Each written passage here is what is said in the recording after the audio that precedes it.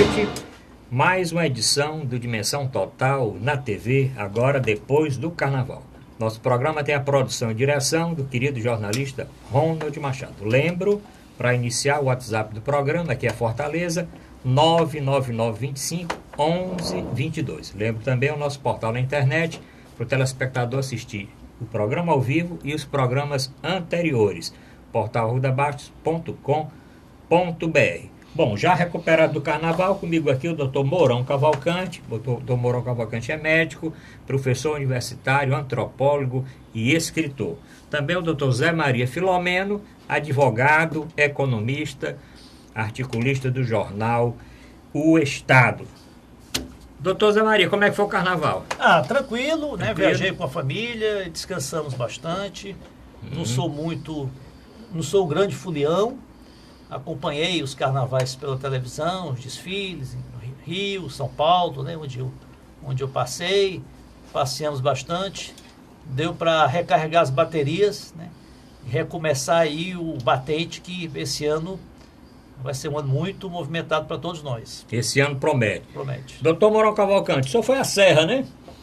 Nós fomos a Aratuba. Aratuba, ótimo. Quer dizer, próximo a Aratuba. Lá um sítio de um casal amigo que nos convidou, tinham outros colegas amigos e foi muito legal, apesar de ser tranquilo, né? Só no penúltimo dia que nós fizemos um pouco de carnaval, porque era o aniversário da dona da casa.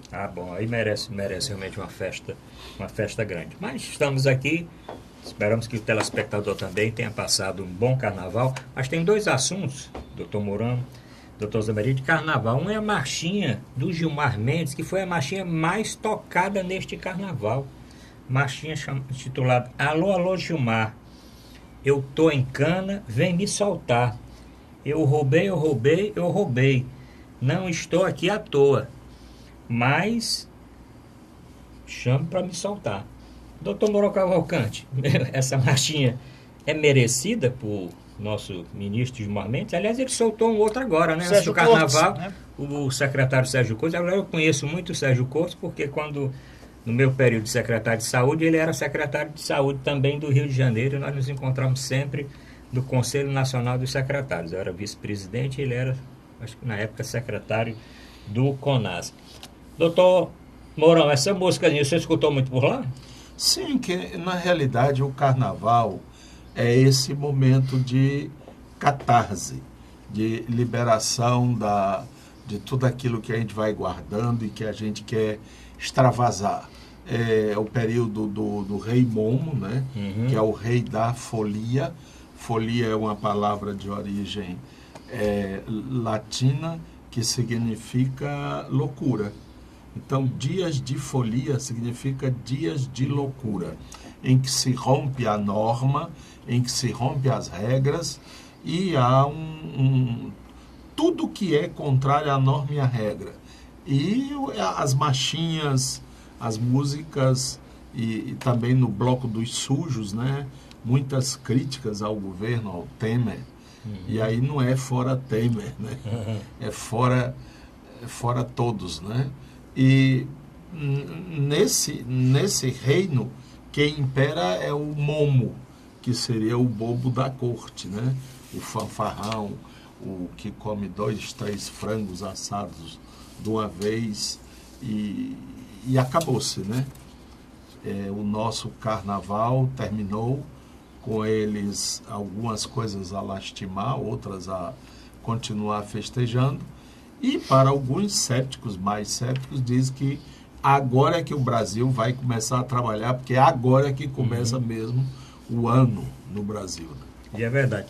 Doutor Zé Maria, o senhor escutou essa música lá para São Paulo? Deve ter escutado, né? Porque essa música tem um autor bastante conhecido, um autor de marchinhas, que é o João Roberto Kelly, autor daquela marchinha famosa, Cabeleira do Zezé. E Olha, também a Cabeleira mulata, do Zezé. Pronto, esse, olha, Cabeleiro do Zezé, será que ele é? Hoje não podia mais tocar essa música, né? Porque politicamente incorreto. Mas naquela época... também a Negra do Cabelo Duro também. Também. Mas tem a Mulata do Iê, que também é uma música de sucesso, e ele gravou, o João Roberto Kelly gravou, tem mais de 2 milhões e tantos, tinha, né? Deve ter muito mais agora, compartilhamentos no canal do YouTube, no canal dessas marchinhas, e foi uma das músicas mais, vamos dizer, tocadas. Mais e tocadas, é merecido, realmente, essa marchinha, o Gilmar Mendes Mera, porque você falou, soltou, Isso. agora deve soltar. Sérgio Cortes, ele, né? ele tem pelo menos um posicionamento assim, não Tem. quer saber se no avião alguém vai criticar ou se fazem marchinha, ele O Gilmar Mendes ele está pagando o preço, né, por seu ativismo, né, político, pelo seu ativismo jurídico, pela sua exposição excessiva. Né? O ministro Supremo tem que ter um comportamento mais recatado, mais sóbrio. Não pode ficar opinando sobre casos que o Supremo está apreciando, opinando sobre a conjuntura política nacional e tudo isso, né?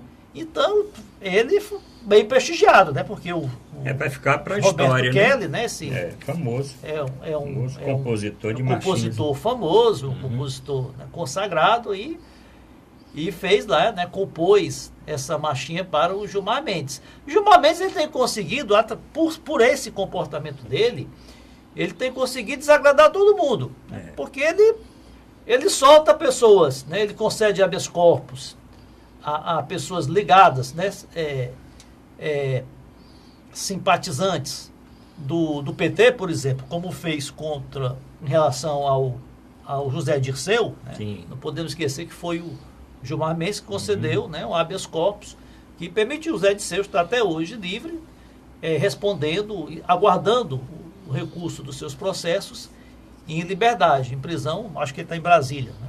Está em Brasília. E também, quando ele solta pessoas mais ligadas, né, mais afeiçoadas ao outro lado, né, ao PMDB, como foi o caso aí do Sérgio Cortes, né, esse ex-secretário de Saúde do Rio de Janeiro, envolvido em denúncias muito sérias. Né? Ele mesmo confessa. Segundo né? ele era o articulador no esquema de desvio de recursos, né, da Secretaria de Saúde do Rio de Janeiro.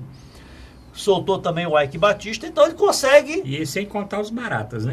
Os baratas também, ele consegue desagradar a gregos e troianos. Mesmo antes, né, ele já foi também o responsável pela liberação, né? Do Narras, né, Nas Narras? Acho que não é o Narras, não. Acho que é o... Não, é Daniel Dantas. Daniel Dantas. Daniel Dantas, e também ele liberou aquele médico que foi acusado de situação de estupro e tudo. Roger Abdelmaci.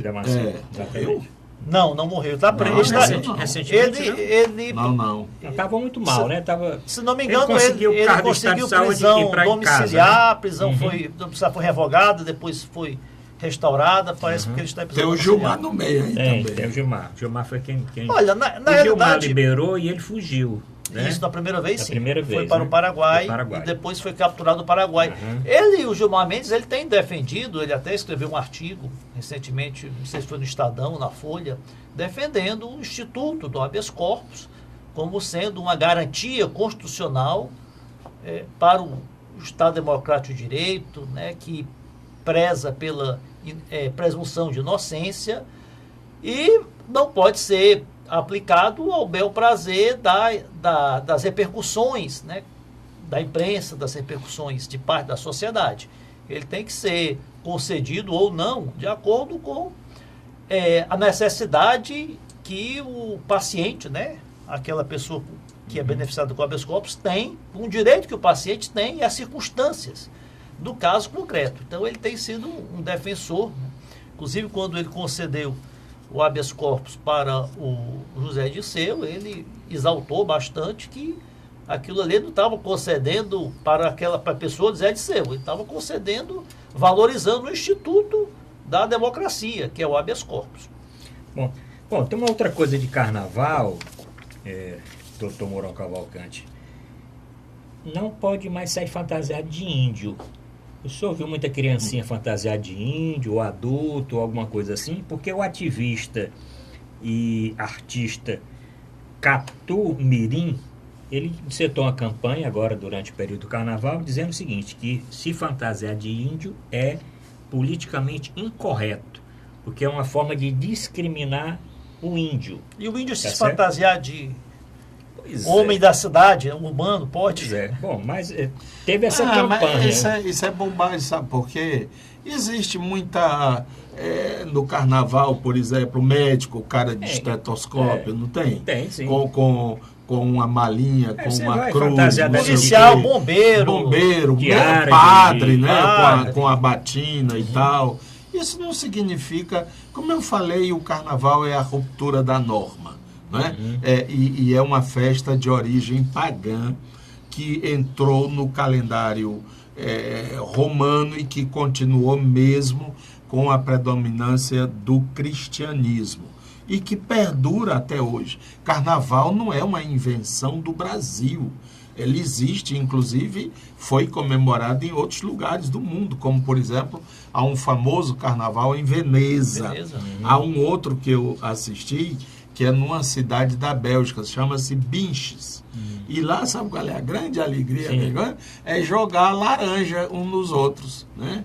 Jogar laranja, às vezes na casa, eles colocam até nessa cidade, na rua principal, onde há o desfile, eles colocam grades de tela, né, de arame, porque lá eles jogam também laranja. E naquele cortejo, naquela rua, você sente aquele odor forte de laranja. Mas eu acredito que como está sendo o inverno na Europa, eu acho que eles adiaram esse carnaval, porque ainda está a cair neve, como dizem os portugueses, né? Como bem disse o doutor Mourão, o carnaval é uma festa pagã, é uma festa vem de longe, milenar, vem de longe. E que no Brasil ganhou assim um tempero, né, com a cultura afro, né? Com a presença dos afrodescendentes, né? Ex-escravos que trouxeram, né, ao carnaval todo aquele ritual, aquelas danças, né, o ritmo, né, africano. Então transformou-se aí nessa explosão aí de êxtase, de descontração, né, que é o nosso carnaval, realmente o mais belo, o mais animado do mundo, sem sombra de dúvida. Inclusive em Pernambuco, Recife lá e Olinda, onde tem também um carnaval e a gente viu aí pelas notícias, eles têm um desfile de maracatu. Só que não é esse maracatu cadenciado, um pouco próximo da Umbanda do Candomblé, o maracatu cearense. O maracatu pernambucano, na realidade, sabe o que são? São índios, vestidos de índios, e eles estão com uma capa de agave, como se fosse corda solta, feito uma espécie de uma peruca que cobre os olhos, e com uma grande barulheira de chocalhos. Isso é o tal do maracatu. Ele vai proibir também isso?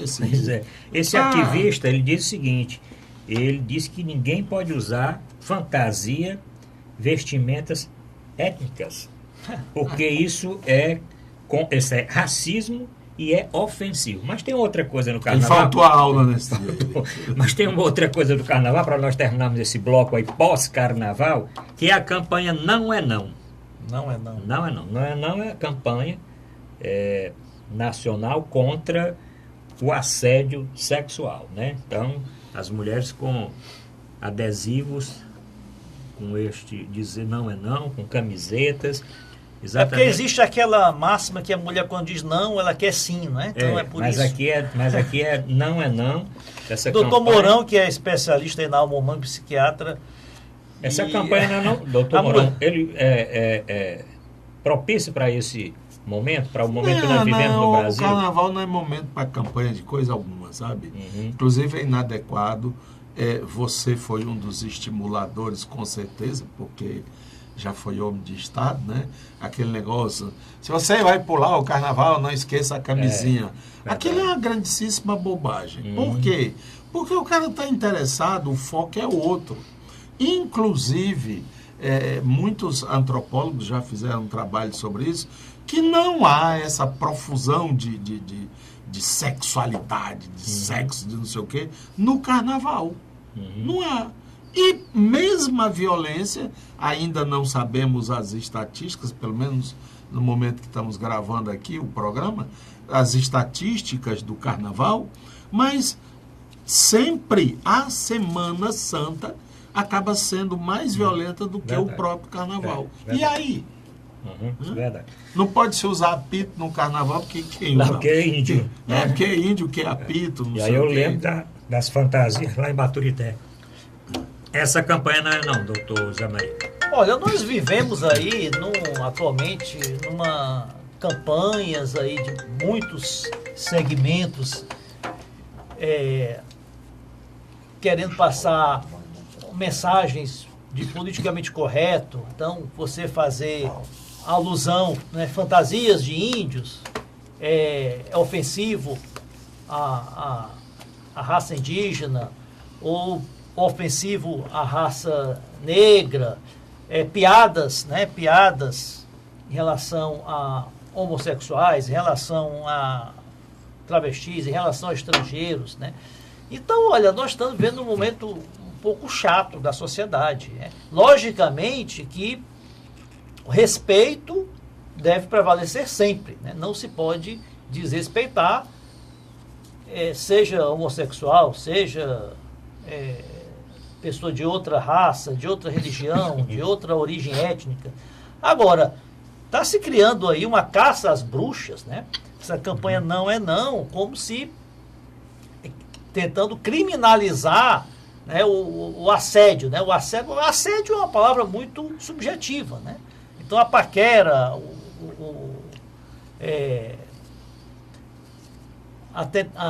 Cantada. A cantada, né? Isso tudo está ficando Cantada do meu tempo, né? Está ficando uma coisa muito perseguida, que eu acho que a sociedade não pensa assim. Isso é uma minoria de pessoas que querem criar, querem construir, né, um conceito de comportamento, querem impor um conceito de comportamento ao resto da sociedade. A sociedade brasileira, principalmente, não é assim. A sociedade brasileira, ela é mais descontraída, ela não é tão radical, né? Ela não é tão radical dessa forma, né? Não é tão careta dessa forma. Então, quer se criar um comportamento muito careta, que tudo é proibido, né? Tudo é fora de ética. Ou então vai ser igual aquela música do português lá, né? Que dizia, de quem eu gosto, nem as paredes confessam. Aí a menina olha e diz assim, e quem é que vai saber de quem tu gosta, rapaz? Se nem as paredes ele diz de quem ele gosta, imagine a dita cuja, né? Isso. Então, não. Há muitos casamentos, muitos namoros e histórias aí que começaram com não, né? Foi, depois viraram sim. Depois... Bom, estamos terminando o primeiro bloco, vamos discutir mais esses assuntos, mas como está gerando polêmica, o senhor pode encaminhar uma mensagem aqui para o WhatsApp do programa, aqui é Fortaleza 85 99925 1122, falando como é que foi o seu carnaval e como o senhor está assimilando aqui o debate de hoje. Voltamos já.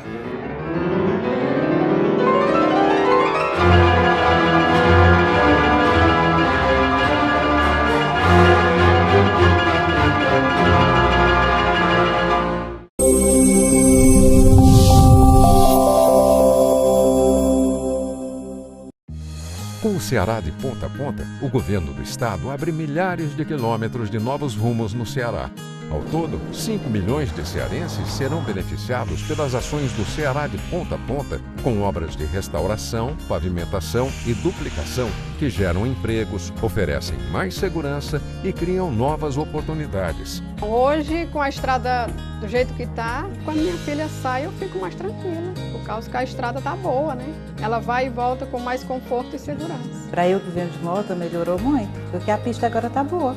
Vem mais disposta, sai mais tarde um pouquinho e chega no horário certo. Mais de 1.500 quilômetros de estradas já foram concluídas e até o fim de 2018 serão cerca de 3.000 quilômetros de estradas requalificadas. Essa é a direção para levar um futuro melhor para todos os cearenses. Ceará, novas ideias, novas conquistas. Governo do Estado do Ceará.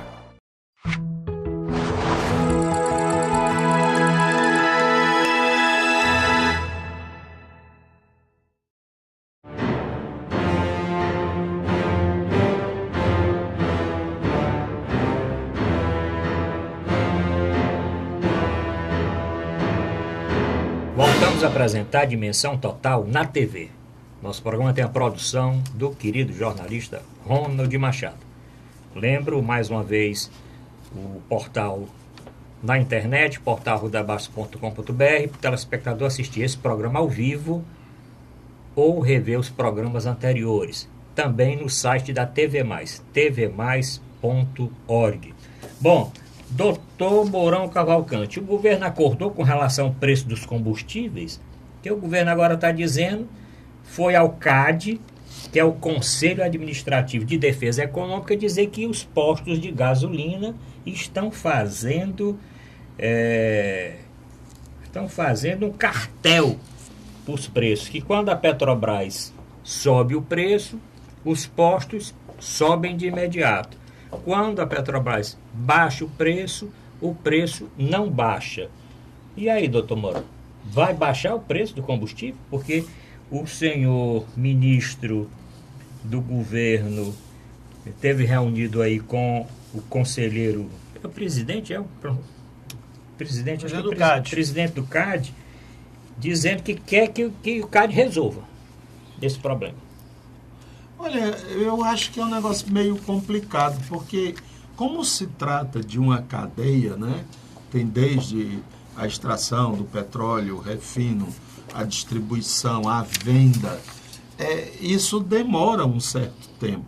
Então, quando, por exemplo, a Petrobras determina, a partir de hoje, a gasolina estará, vamos dizer, 10 centavos mais cara, 20. É a partir de que momento que aquilo é válido para a estrutura de distribuição, de produção, de venda? Porque quando eu escuto, eu, consumidor, eu imagino que vou chegar no posto e aquela gasolina estará àquele preço que o governo anunciou. Aí eles dizem, não, isso aí só vai valer na próxima semana. E por que quando é aumentando, aumenta imediato? Então tem um problema aí que realmente cabe à fiscalização, porque o consumidor está sendo extremamente garfado, roubado. E essa história de estar toda semana sobe, desce, sobe, desce, sobe, desce, o consumidor apanha quando sobe, o consumidor apanha quando desce. Não é não. Pronto. Doutor Zé Maria, eu lembrei o nome do ministro, é o Moreira Franco, que é o o ministro da Secretaria-Geral da Presidência. Não é o presidente do CAD, né? Não, ele se reuniu com o Alexandre Barreto, que é o presidente do CAD, exatamente para relatar este problema, né? Olha, por que os postos de gasolina não baixam? Tanto que a Petrobras agora está mudando. Ela não vai mais anunciar, a gasolina subiu tantos por cento. Vai dizer assim, a gasolina agora o preço foi X na refinaria. O preço foi R$2. E aí amanhã vai ser R$2,50. Mas da refinaria para chegar lá no meu tanque, quanto tempo leva? Aí o que ocorreu, houve uma mudança na política de preços da Petrobras, de preço dos combustíveis da Petrobras, com a saída do governo Dilma e a entrada do governo Michel Temer. O governo da presidente Dilma, ele utilizou os preços dos combustíveis para controlar a inflação. Então, o governo não permitia, congelou o preço da gasolina e dos derivados, independente das oscilações do mercado do petróleo e das oscilações do dólar, né? Isso levou a Petrobras a ter um prejuízo enorme, né? A Petrobras teve prejuízos grandes com a questão da Lava Jato, com todos os desfalques, aos casos de corrupção que ela foi vitimada, que nós conhecemos, mas ela teve um prejuízo muito maior com esse controle excessivo de preço, porque o Brasil, apesar de ser autossuficiente em petróleo, ele não é autossuficiente em gasolina, né? O Brasil, eles têm que importar gasolina, porque ele não tem capacidade de refino suficiente para a demanda interna. Mais de 30, 40 anos que não se constrói uma refinaria nova no Brasil. E as que existem estão na capacidade máxima. Então a Petrobras chegou a vender gasolina mais barato do que o preço que ela importava, o que levou a um endividamento enorme da Petrobras. O governo atual não, liberou a Petrobras para praticar os preços de mercado, né? Então, esse preço tem subido semana a semana, às vezes até mais de uma vez por semana, de acordo com as oscilações, né? O preço do petróleo, do barril do petróleo, que estava há 2 anos atrás na casa de $30 o barril, hoje já está em 60. E o consumidor acaba sendo vítima, né, desse preço aí que é muito mais volátil, né? A Petrobras alega que ocorreu também nesse período um aumento grande dos impostos. O governo Temer também aumentou os impostos, os estados aumentaram os impostos sobre a gasolina. O estado do Ceará foi logo no início, acho que 2015, logo no início do governo Camilo, aumentou de 27% para 29% o ICM. O governo federal criou outros impostos também sobre a gasolina. Inclusive CID, né? E o que ocorre? Se nós queremos uma Petrobras, o petróleo, a gasolina não é um preço tabelado, é um preço livre. Ocorre que nós só temos um fornecedor, que é só a Petrobras. A Petrobras aumenta, como disse o doutor Mourão, toda a cadeia aumenta. O que eu ouço de muitos donos de posto de gasolina, inclusive até o sindicato dos postos de gasolina, critica muito o estágio atual. Para eles era muito melhor quando o preço era tabelado. Muitos donos de postos me dizem, olha, Zé, mas a gente ganhava muito mais dinheiro quando o preço era tabelado. Agora que o preço está livre, o que ocorre? A concorrência é maior, tem essa guerra de preços, né? Você vê, eu sempre procuro observar quando eu estou transitando na rua, passa por um posto, hoje mesmo, tinha um posto a 4,09, outro a 4,11, outro a 4,12, outro a 4,07. Quando você viaja no interior, nas estradas, essa diferença são maiores ainda. Quanto mais você se afasta de Fortaleza, maior vai aumentando os preços. Então, isso, por outro lado, essa liberação dos preços, ele traz... Existem denúncias de cartelização, mas também existe uma concorrência maior, né? Muitos postos dizem, olha, eu preferia... A gente ganhava muito mais dinheiro quando o preço era tabelado do que agora. Agora, a gente tem meses, tem semanas que a gente trabalha até no vermelho. Doutor Mourão Cavalcante, vamos falar do auxílio moradia. O senhor tem auxílio moradia? Não. O senhor ainda quer falar do combustível, do auxílio moradia? Só o Milor Fernandes aqui dizia, para mim, a gasolina nem sobe nem desce, porque eu só boto 100. Eu só boto 100, então, para mim nem sobe nem desce. Mas, doutor Mourão, o senhor tem auxílio moradia? Rapaz, porque essa semana foi muito... vamos dizer, divulgado o auxílio moradia para juízes e para procuradores, né? Inclusive com uma guerra de informação e com opiniões diversas, né? Como é o caso do novo presidente do Tribunal de Justiça de São Paulo, né? Que disse que achava era pouco. E aquele... o desembargador de São Paulo. Desembargador que tem 100 e quantos imóveis? Sei lá. Acho que 60 imóveis. 60 imóveis. Tem 60 imóveis em São Paulo e ainda recebe auxílio moradia. E mais aquele juiz do Rio, Bretas, né? Que quer da mulher também. Ele quer o auxílio moradia para ele e para a mulher. Sendo que os dois moram na mesma casa. E tem casa lá. Mas querem receber por 2. Um juiz estava fazendo o seu trabalho, e que era a separação, né? Sim. E tal, e ao concluir tinha um filhozinho de 7, 8 anos, e o juiz perguntou, meu filho, você quer morar com o seu pai? Ele disse, não, quero não. Mas por quê? Porque o papai trabalha muito, só chega em casa de noite, já chega afobado, quer dormir e tal. E você quer viver com a sua mãe? Não, a mamãe não tem tempo, não. A mamãe trabalha, a mamãe ainda tem que cuidar de casa e tal. E você quer morar com quem? Com o senhor. Mas por que você quer morar comigo? Ele diz, porque o senhor recebe 30 mil por mês, ainda tem auxílio moradia, auxílio creche, auxílio paletó, auxílio educação, 2 meses de férias por ano, segurança armada e ainda tem muito tempo com a gente. Pois o senhor só trabalha 3 horas por dia. Bom, e aí, qual foi a resposta do juiz? Aceitou ficar com o menino? Audiência encerrada. Bem, olha, o doutor Mourão, ele deu aí, em tom aí jocoso, mas é uma realidade do Poder Judiciário no Brasil, né? Lamentavelmente, nós temos que respeitar o Poder Judiciário, a magistratura, dentro de todo esse mar de lama que nós estamos vendo aí, é o poder mais limpo, né? Que menos é envolvido em casos de escândalo, mas é um poder, principalmente a categoria, né, top, né, os juízes, que ao longo, historicamente no Brasil, se beneficiou muito de muita mordomia, de muito privilégio, né? Isso é um fato até histórico, isso tem uma origem até histórica, né? Quando, ainda no século XVIII, quando os portugueses, ainda no Brasil colônia, tiraram o poder dos detentores, dos capitães hereditários, né? Dos detentores das capitanias hereditárias, de fazer justiça, que eles mesmo faziam justiça nas suas terras, né? E o Estado português passou a exercer, né, o poder judiciário.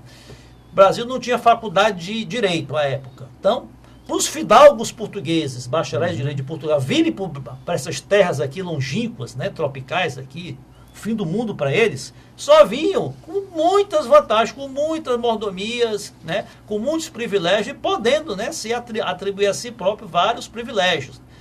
Queriam terras, queriam escravos, queriam participação, né, na arrecadação. E isso vem desde essa época, né? Os ouvidores, né? Os intendentes, que eram uma espécie de delegados, né? Os juízes, né? Juízes de paz, né? Juízes ordinários, juiz de fora, né? Juiz de fora que era uma espécie de desembargador, né? Um juiz que vinha de outra comarca, né? Da capital, geralmente da província, para poder julgar aqueles casos mais importantes. E de lá para cá, o doutor Mourão citou aí vários exemplos aí de privilégios que os magistrados se autoconcedem, porque no Brasil existe essa figura do judiciário, né, ter a prerrogativa de fazer o seu próprio orçamento. Então eles gastam o quanto eles querem, né? Em razão da independência dos poderes, para dar independência ao judiciário, ele tem essa prerrogativa de fazer o seu próprio orçamento, dizer como vai gastar, e o Congresso... Inclusive foi noticiado, né, na semana passada, que uma das maneiras da gente verificar isso é através do PIB, o que é destinado ao Poder Judiciário, né? E aí tem, por exemplo, Estados Unidos, 0,3% do PIB. Do PIB.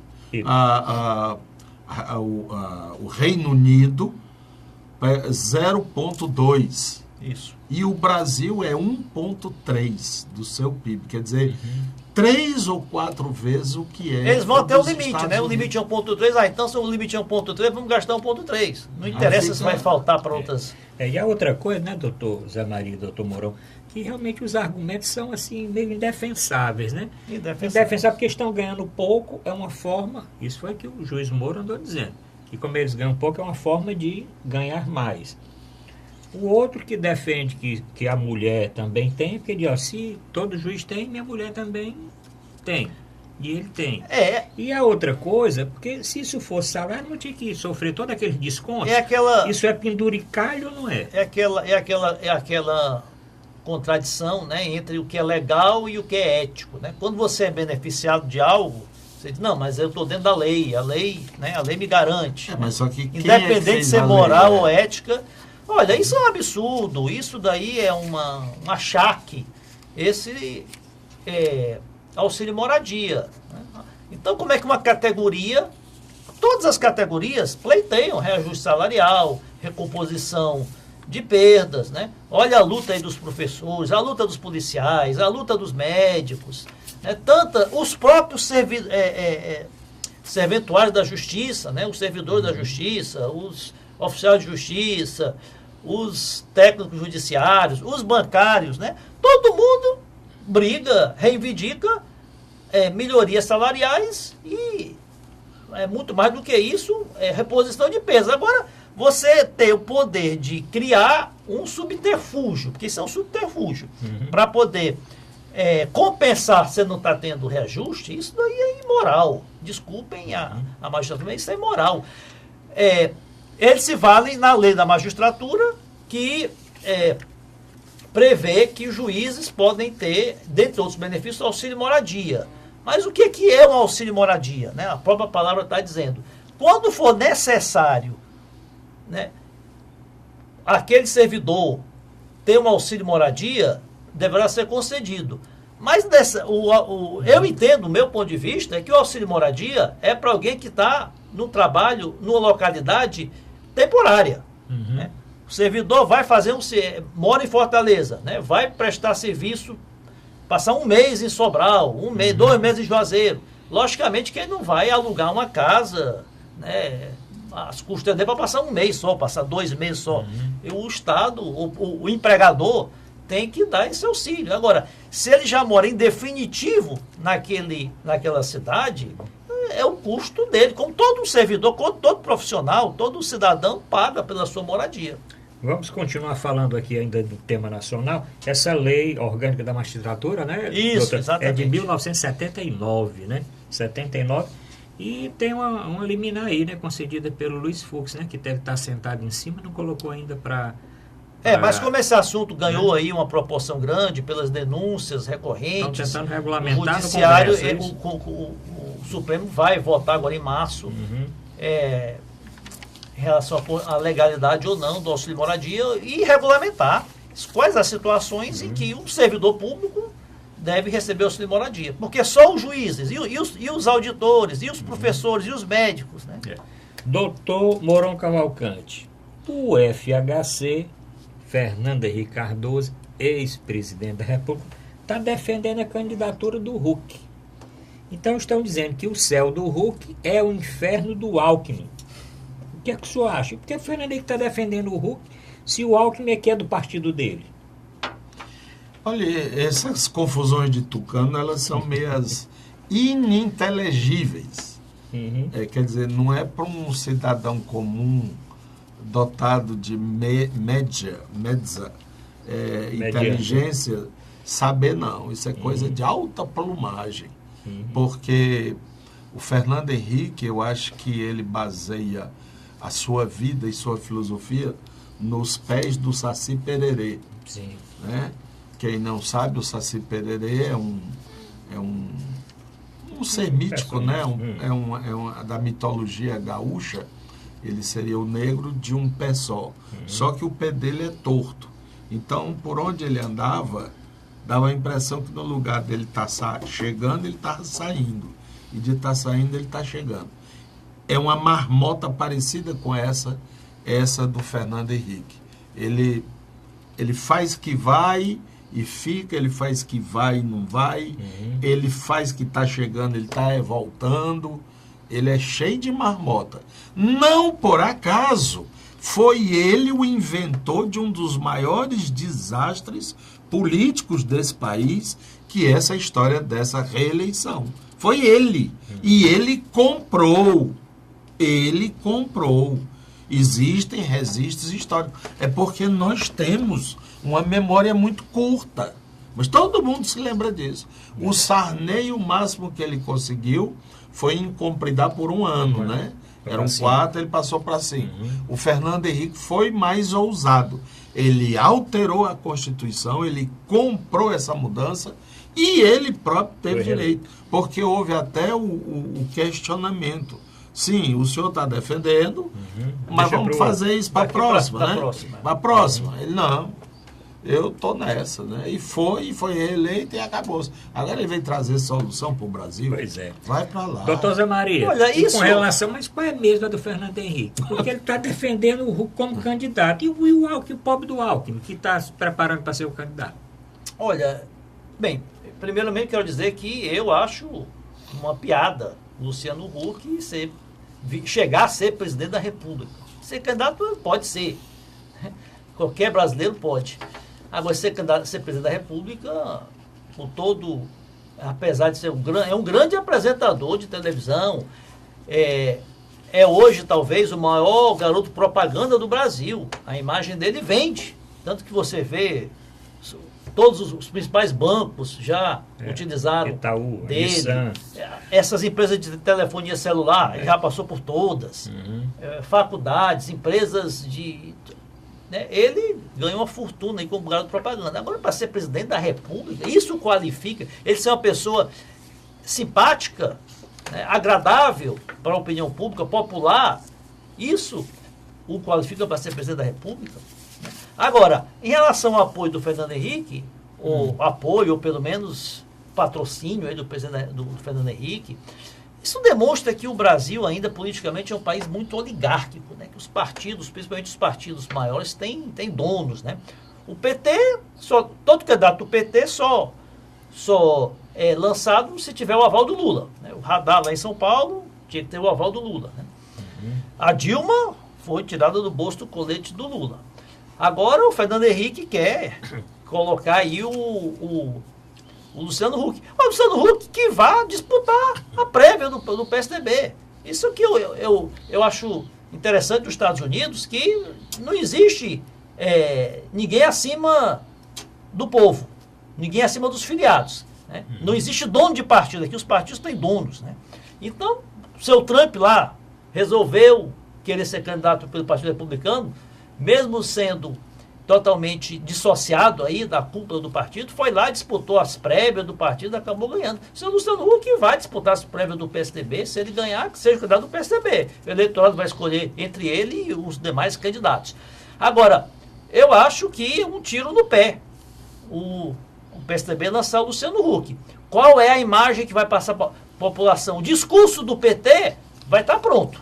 Olha, a condenação do Lula foi uma fraude, né, visando só tirar o Lula do páreo, da disputa, orquestrada pelo PSDB e a Globo. Agora colocaram o candidato da Globo, que é o Luciano Huck, né, para tomar a presidência sem o Lula candidato. Já tem um discurso do PT, já está pronto. Doutor Mourão Cavalcante, o que mais aí com relação ao Huck e ao... Tem o Faustão, que podia ser o candidato também, não tem não? Mas teve dois problemas aí. O Huck foi ao programa do Faustão, né? Ah, fez toda uma embaixada, Angélica, né? Fez toda uma embaixada de acessibilidade e tal. Na quarta-feira, o Faustão foi internado. Isso. Fez lá um cateterismo e entenderam que ele precisava de colocar uns stents. Pode ser que o sucesso do Huck esteja fazendo mal ao Faustão. Né? Pode ser. Mas por isso não, que ao mesmo momento estava lá o Michel Temer no programa do nosso Silvio Santos. Do nosso Conde Silvio Santos. E do Ratinho também. E do Ratinho também. Foi no Pois Ratinho. E mais, dando dinheiro. Dando dinheiro. Lá Foi o Silvio Santos inverso, deu né? dinheiro. Foi. Normalmente, vocês querem dinheiro, né? O Silvio Santos dizia. Vocês querem dinheiro? Fazia um aviãozinho, não é? Agora foi o Temer. Mas o Temer fez no estilo Temer. Vou lhe dar aqui um trocadinho. Você não diga nada pra ninguém, não. Fique calado aí. Foi desse jeito. Aí foi o Silvio Santos. Ele tá me dando dinheiro. E falando em Silvio Santos e falando em dinheiro, essa semana vários diretores do Banco Pan-Americano, que era do Silvio Santos, foram condenados na justiça por crimes aí contra a ordem financeira e derivados aí da venda do Banco Pan-Americano, que estava falido, estava sobre intervenção, né, do Banco Central, e o Silvio Santos, com toda a sua influência, foi ao Lula na época, né, que era o presidente, e conseguiu que a Caixa Econômica comprasse, né, parte aí do Banco Pan-Americano. Bom, terminamos agora o segundo bloco, voltamos já na reta final, vamos aos assuntos aqui do nosso Ceará.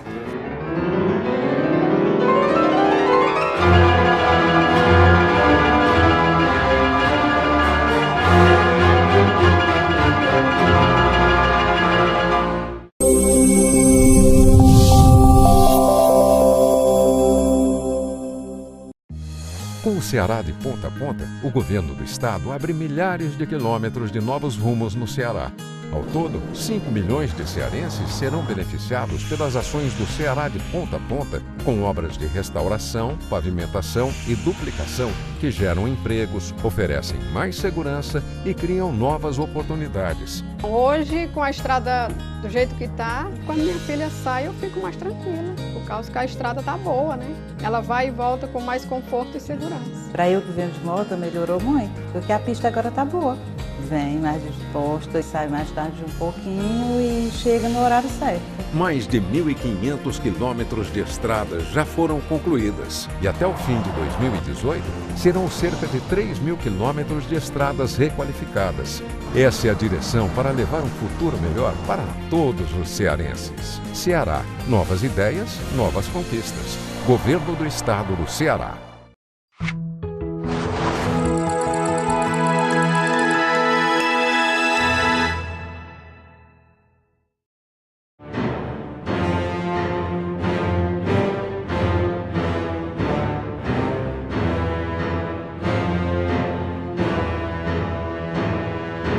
Vamos apresentar a Dimensão Total na TV. Lembro o WhatsApp do programa 999251122. Aqui é Fortaleza. Encaminhe sua mensagem agora do pós-carnaval. Lembro também o nosso portal na internet, portal@arrudabaixo.com.br, para o telespectador assistir o nosso programa ao vivo aqui na TV+, ou rever programas anteriores, ler as colunas do Dr. Zé Maria Filomeno, dos outros articulistas do nosso portal e as últimas notícias, e dá uma olhadinha também aí no meu blog. Dr. Mourão Cavalcante, 2 assuntos aqui do nosso Ceará.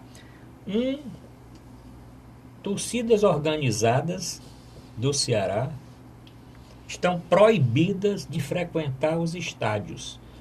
Depois, doutor Zé Maria, por que a do Fortaleza não estão? Só a do Ceará? O senhor acha que isso vai diminuir a violência nos estádios? Não sei, é um tema muito enigmático, né? Muito nebuloso, esse negócio de torcida organizada. Organizada para quê? Por quê? Como? Em que circunstância? Essa torcida organizada do Ceará, não sei se é a mesma, mas já houve uma porção de broncas com ela, né? É uma que se reunia em frente ao próprio clube, né? Lá no Porangabuçu. Lá foi encontrado uma história de drogas, tráfico de drogas, era ponto de venda de drogas. Depois foram presos alguns membros por envolvimento em crime e agora essas novas denúncias e prisões. Podia dar um tempo, né? Eu acho que... Será que o clube, oficialmente, o clube acoberta essas coisas? Patrocina, apoia? Se isto acontece, meus pêsames, né? Porque não é gente desse tipo que realmente é torcedora. Eu acredito mais naquele outro vibrador que se reúne com outros amigos do bairro, que pega o ônibus e que entram nas filas e tal. E nessas coisas assim meia misteriosas, e já teve casos de morte, eu acho que tem a criminalidade acobertada por essa fantasia de torcida organizada. Não deve ser, não. Não é torcida organizada. E são criminosos disfarçados de torcedores. E a notícia é o seguinte, é que o presidente do Superior Tribunal de Justiça Desportiva, o Ronaldo Botelho Piacente, deferiu uma liminar da Procuradoria para afastar todas as torcidas organizadas. Não só essa, todas do Ceará Sporting Clube. Exatamente, eles não podem ir mais uniformizados, não podem levar faixas, não podem colocar faixa nos estádios e nem em jogo que tenha patrocínio da CBF. E parece que cabe, eu não sei se cabe recurso. Cabe, sim, cabe. Né? Doutor Zé Maria, o senhor que é especialista nessa área. Bem, exatamente. O presidente do STJD, Superior Tribunal de Justiça Desportiva, que é uma corte que eu até participo, né, como auditor, ele concedeu uma liminar numa ação inonimada, proposta pelo Ministério Público do Futebol, né, que foi provocado por uma denúncia do Ministério Público Estadual aqui do Ceará, de que as torcidas organizadas do Ceará Sporting Clube estavam reiteradamente cometendo atos de balbúrdia, atos de violência, né, em jogos do Ceará. Inclusive, anexou fotos e boletim de ocorrência, inclusive relatório do comandante do batalhão que fez policiamento em alguns jogos do Ceará, relatando, né, essas ocorrências todas e pedindo providência no sentido de que as torcidas fossem, né, impedidas de entrar nos jogos do Ceará. E o presidente do tribunal, Dr. Ronaldo, concedeu essa liminar, ou seja, estão proibidas de adentrar aos jogos do Ceará Sporting Clube, nos jogos organizados pela CBF, que no caso, atualmente, é a Copa do Nordeste e a Copa do Brasil. E depois o Campeonato Brasileiro da Série A, que começa em abril. Uhum. Essa matéria ainda vai ser submetida ao plenário do STJD, no dia 22 agora de fevereiro, né, passando o carnaval outra semana, que vai ser decidido em caráter definitivo. Agora, isso daí é uma medida da Justiça Esportiva. Uhum. Então, é complicado pelo seguinte, que só quem pode cumprir essa decisão é a Federação Cearense de Futebol e o próprio Ceará. Porque a polícia, ela não é obrigada a atender uma determinação da Justiça Esportiva. Ela só pode atender a determinação da Justiça Comum. Então, como é que o Ceará, o que a CBF e o que a Federação e possivelmente o Ceará vão alegar é que, olha, como é que eu posso impedir, né, que uma pessoa entre no estádio? Eu não tenho esse poder. Pagou o ingresso, vai entrar, só quem pode impedir é a polícia. Né? Então, agora, como bem disse o doutor Mourão, eu acho que essas torcidas organizadas, não só a do Ceará, mas no Brasil inteiro, você tem aí a torcida organizada do Corinthians, da do Palmeiras, né, a Mancha Verde, principalmente no estado de São Paulo, são muito agressivas, né? Tem casos aí recorrentes de tumultos, de vandalismo, de violência, né? Pessoas até que já sofreram lesão corporal, até casos de morte. Aí. Teve agora no jogo do Vasco da Gama, no Rio de Janeiro, ano passado, em que o torcedor morreu ali na saída do estádio. Essas torcidas organizadas estão muito mais para quadrilhas, né, facções de crime organizado. Eles vão para o estádio não para torcer, não para vibrar, não para confraternizar, mas vão para uma guerra, né? Vão armados, levam aqueles morteiros, né, aqueles sinalizadores, que aquilo ali se transforma numa verdadeira arma. Né? Você teve até um torcedor torcedor que morreu vítima aí de um sinalizador desse que foi projetado contra a torcida, morreu lá na Bolívia, se não me engano, uns 3 anos atrás. Ficaram presos. Né? Então, eu acho que as torcidas organizadas só trazem mal, né? Insegurança, né? Violência, né? Tem afastado o público pacífico dos estádios, aquele torcedor verdadeiro que vai com a família, vai com o filho, vai com a esposa, vai com a namorada, vai torcer, vai vibrar, vai se deliciar com o espetáculo, né? Porque você fica aí à mercê aí de, num tumulto qualquer, acabar sendo vitimado. Eu acho importante que as torcidas sejam realmente pacificadas, né? Da maneira que há. Inclusive tem até casos aí, aqui no próprio Ceará, acho até com a torcida, uma das torcidas organizadas do Ceará, a polícia já encontrou drogas e envolvimento, ligação delas com traficantes. Doutor Mourão Cavalcante, bom, vamos mudar de assunto, mas o Eurico Miranda é um dos maiores patrocinadores lá do Rio das torcidas organizadas, que foi afastado por isso, perdeu agora a eleição, inclusive com suspeita de fraude numa urna, que a justiça não considerou aquela urna e tal, confusão danada, ele perdeu lá a disputa eleitoral no Vasco. Mas, doutor Mourão, dois assuntos ali ligados à saúde. É que agora, mais do que nunca, os planos privados vão ser obrigados a ressarcir dos procedimentos feitos pelo SUS na rede pública. né? Porque se é uma dificuldade, o paciente tem um plano de saúde, é quando precisa fazer um procedimento de maior complexidade, o plano de saúde não autoriza, ele vai fazer na rede pública. Ou então tem um acidente ou coisa qualquer, o plano de saúde não tem um hospital de urgência e emergência para atender, ele vai para a rede pública. E agora, numa decisão do STF, né? Agora, semana passada, não vai ter dúvida mais que os planos vão ter que ressarcir o serviço público. O senhor acha isso justo?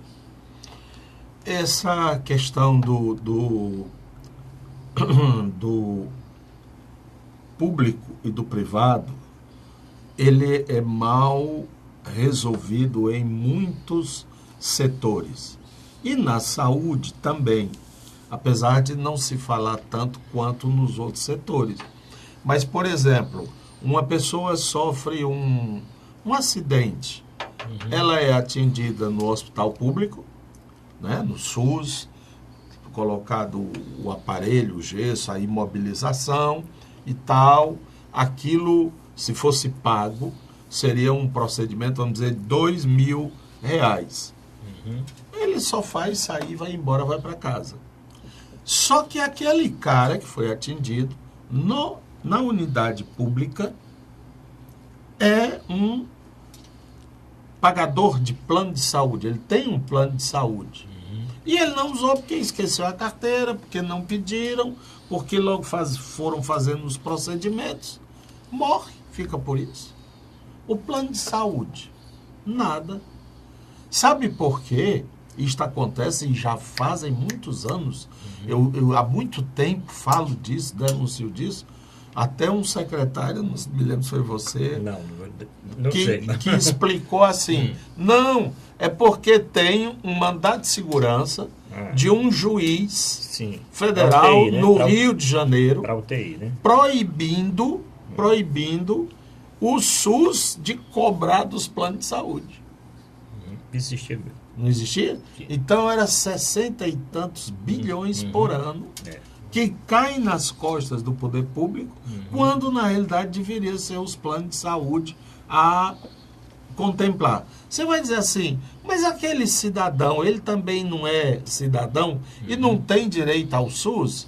Claro, o problema não é o atendimento, o procedimento na emergência.